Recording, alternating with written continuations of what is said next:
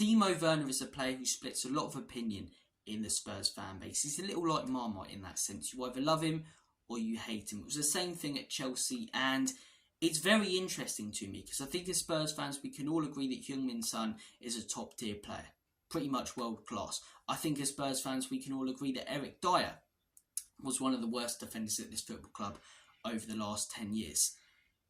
But none of us can seem to agree on Timo Werner. The comments to some of the sources that were posting that Werner feels comfortable at Spurs and it's looking like that he may stay beyond this summer were so unbelievably 50-50. So I wanted to come on here and make a video giving my thoughts and opinions on Timo Werner, whether he's been a flop so far at Spurs or not, and whether I'd want him to stay beyond the summer and past this season. And I want to take you back to 2019-2020, the season, as I say, where towards the end we went into lockdown and everything went crazy, but there were some real standout and breakout stars in European football that season. And one of the main ones, actually the main one, was Timo Werner at RB Leipzig. The guy was absolutely phenomenal. I remember playing them in the Champions League under Jose Mourinho. I think we lost 4-0 on aggregate, and Werner ripped us to absolute shreds. It was like a hot knife going through butter, him going through our defence. And what was noticed so much about him was he was a prolific striker. You give him an opportunity, he put it in the back of the onion bag, no doubt about it. You bet your house on it.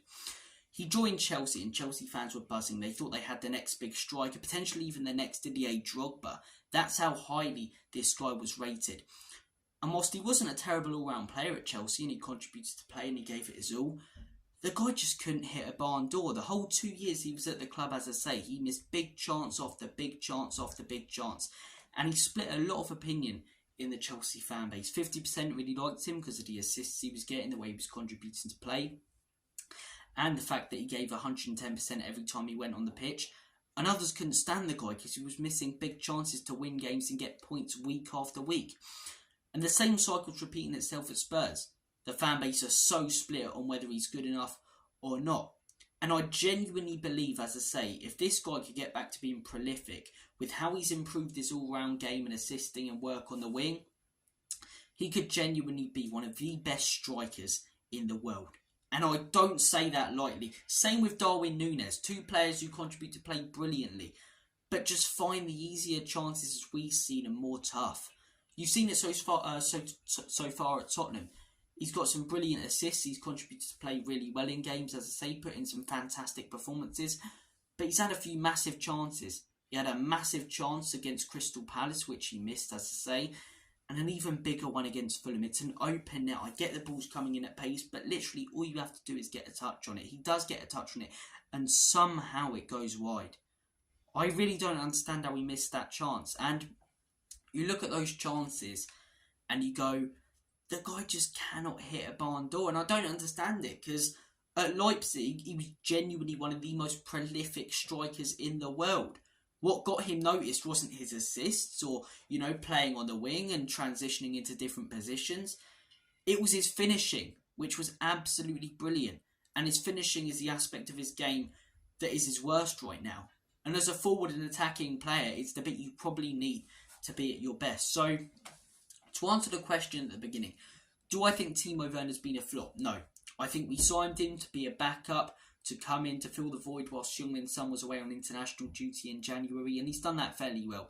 He stepped in a few games, he's contributed to play, got a couple of goals and a fair few assists. He's done his job, so I wouldn't class that as a flop. I wouldn't even class, slightly disappointing as a flop. A flop would be if he was absolutely horrendous, because we didn't have that many expectations for him, did we? But whether I'd keep him or not beyond this season, probably not, to be honest with you guys. Probably not. I think with the direction we're going in, we need more quality up top. I think Heung-min Son is levels above the rest of them up there. Kulusevski is closer to him, but Brennan Johnson, Timo Werner, Richarlison levels below Heung-min Son. And I think if we want to keep progressing as a team, if we want this rebuild to keep going in the right direction, especially if we get Champions League football, I don't think Timo Werner is the player to help us do that. I think he would contribute to play, maybe help us out, get a few goals and assists, but will he be banging in the big chances we'll need him to next season if we keep him? Probably not. He hasn't been able to do it over the last 3 years. And yes, there might be an incredible comeback and his finishing may return, but I'm not prepared to gamble on it. In my opinion, we should sell him and look at other options. You've got Nusa, who's a good option on the wing. You've got a few Premier League players who you could be looking at Brian and Burmo, other dangerous wingers who can also play as a striker. In my opinion, he's just not up to it. Nico Williams, all of these players are players I think we should be looking at in the summer, whether we get Champions League or Europa League, and all of them I think would be upgrades on Timo Werner. So I think he's done a decent enough job. We've loaned him in, as I say, but buying him permanently, I think it's more of a backward step than a forwards one, to be honest with you guys. But look, I want to hear your thoughts and opinions, because as I say, he splits so much opinion. Some people really like him, some people don't, and I get the argument of, you're a football player, you're paid this much money, you should go out there and give 110% no matter what. But a lot of players don't do it in the modern game, and it really is frustrating as a fan. Timo Werner does. You can't look at the guy and say, he doesn't care about the fans, because he does care about the fans of the clubs that he plays for. He wants the clubs to succeed, and he's not just there collecting his paycheck and going home. He does care about football, he does care about his career, and as I say, he wants the best. But so does Bob down at Sunday League. Do you know what I mean? Round the corner I can go and watch Bob play at centre-back for Sunday League, and he cares, and he wants his career to move in the right direction. But Bob was pissed last night and, scoffing a burger at 2 in the morning with a kebab. He's not going to be the top player that Bob thinks he can be or wants to be. And that's the same with Timo Werner, in my opinion. No, he's not scoffing a kebab or, being on the night out the night before his games. But the analogy is, and my point is, that yes, he wants to be a better player, and yes, he gives it his all, but sometimes it's the ability that matters. And he just doesn't seem to have the same ability that he did years ago. And maybe he'll get it back. He's 25, 26. He's got the rest of his career ahead of him, but I'm not prepared to gamble on him getting it back in case he doesn't. And that's a complete and utter waste of money that could be, as I say, going towards a better winger who will improve us and guarantee success. And guarantee, as I say, a good performance week in, week out, and, finishing chances.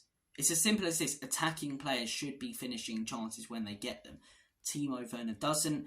And yes, he gives it his all. Yes, he contributes fairly well to play. And yes, I don't think he's been a flop, but I don't think we should continue with him. And I think there's better options out there. Guys, I want to hear your guys' thoughts and opinions. As I say, for me, we should be looking at the likes of Nico Williams, potentially Brian and Burmo for the left or right wing.